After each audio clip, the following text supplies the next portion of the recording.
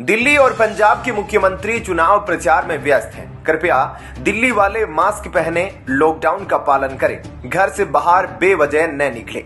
पंजाब में पराली जल रही, परंतु दिल्ली को दूषित हरियाणा कर रहा।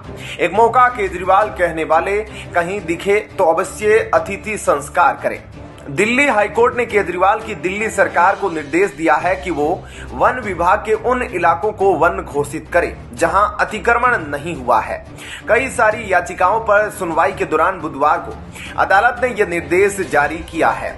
नेशनल ग्रीन ट्रिब्यूनल (एनजीटी) द्वारा जनवरी 2021 में दिए गए आदेश के परिप्रेक्ष्य में अदालत ने यह आदेश जारी किया है। जस्टिस जसमीत सिंह ने केजरीवाल सरकार के मुख्य सचिव को एक निर्देश दिया कि वो 2 हफ्तों के अंदर अतिक्रमण मुक्त फॉरेस्ट इलाकों को संरक्षित वन घोषित करे। अदालत ने साथ ही साथ कड़ी प्रतिक्रिया व्यक्त करते हुए यह भी कहा कि अगर ऐसा नहीं किया गया तो कोर्ट की अवमानना का नोटिस जारी किया जाएगा। अदालत ने इसी के साथ ही वनों की सुरक्षा में नाकाम रहने पर दिल्ली सरकार की खिंचाई भी की है। जस्टिस सिंह ने चेताते हुए कहा, अगर नोटिफिकेशन जारी नहीं किया जाता है तो मुख्य सचिव को कोर्ट की अवमानना का नोटिस जारी किया जाएगा। मामले में अब 15 दिसंबर को सुनवाई होगी। इससे पहले 15 जनवरी 2021 को एनजीटी ने आदेश जारी कर कहा था कि 3 महीनों के अंदर अतिक्रमण मुक्त वन विभाग के इलाकों को रिजर्व वन घोषित किया जाए।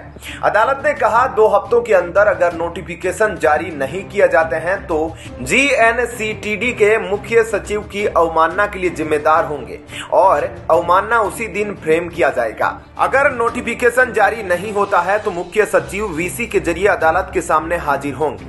हाईकोर्ट को यह बताया गया था कि एनजीटी को आदेश दिए 3 साल गुजर गए, लेकिन कोई नोटिफिकेशन जारी नहीं किया जा सका। इस पर जज ने कहा, अगर सरकार वनों का ख्याल नहीं रख सकती तो यही कहेंगे कि सिर्फ भगवान ही दिल्ली के लोगों को बचा सकते हैं। जज ने आगे कहा, मैं अवमानना का नोटिस जारी कर सकता हूं, लेकिन प्रशासन खुद को इतना लाचार क्यों दिखा रहा है? अगर आप योग्य नहीं हैं तो यह बात साफ कीजिए कि भगवान दिल्ली के लोगों की रक्षा करिए कि हम सभी भगवान की कृपा पर है और सरकार कुछ भी नहीं कर सकती।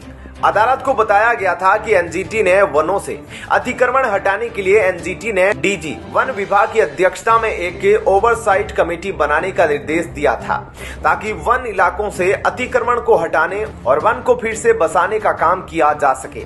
यह भी निर्देश दिया गया था कि महीने में कम से कम 1 बार बैठक कीजिए। अदालत की बेंच ने कहा कि करीब 34 बैठकें होनी चाहिए थी, लेकिन कुछ ही बैठकें हुई। अदालत ने कहा, एक अन्य दंग करने वाली बात यह है कि जंगल की 394 भूमि पर अतिक्रमण हो गया और 4 साल से ज्यादा हो गए, लेकिन महज 82 हेक्टेयर जमीन को ही आजाद कराया जा सका।